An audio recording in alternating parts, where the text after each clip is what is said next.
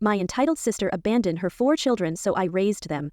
Years later, they offered me a house as a thank you, but she demanded it. My sister Jessica was always selfish.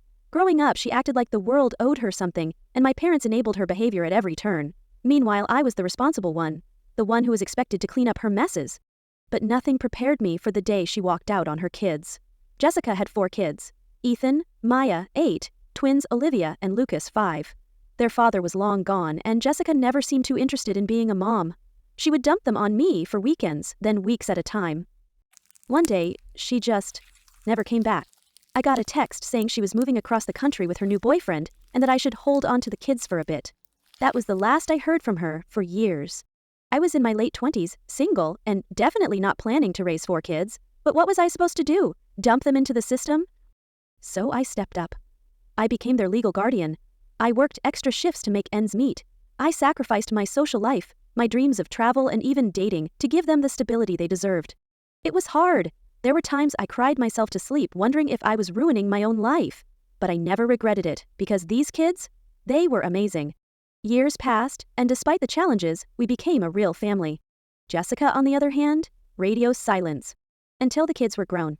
Ethan, Maya, Olivia, and Lucas all grew up to be incredible, successful adults. They all had good jobs, and one day they sat me down and said, "We bought you a house." I was shocked. They knew how much I struggled over the years, and they wanted to give me something to say, thank you. I burst into tears. It was one of the kindest, most selfless things anyone had ever done for me. And then, Jessica found out. Jessica suddenly reappeared, acting like she'd been involved in their lives the entire time. She didn't even try to fake an apology. She just demanded the house. I'm their mother. I should have that house. It's the least they can do for me after everything I went through. Excuse me? Everything she went through? I laughed in her face. The kids? They didn't even hesitate. They told her exactly what they thought of her, that she had no right to claim anything from them, that she abandoned them and I was the one who raised them, that they saw me as their real parent, not her. Jessica threw a tantrum and accused me of turning them against her. But the truth is, she did that all on her own. She stormed out, claiming she would take legal action. We all had a good laugh over that. She had no claim to anything, and the kids weren't stupid. Jessica tried to guilt-trip my parents into backing her up, but even they were fed up with her at this point. Last I heard, she was couch surfing, still waiting for the world to hand her what she thought she deserved.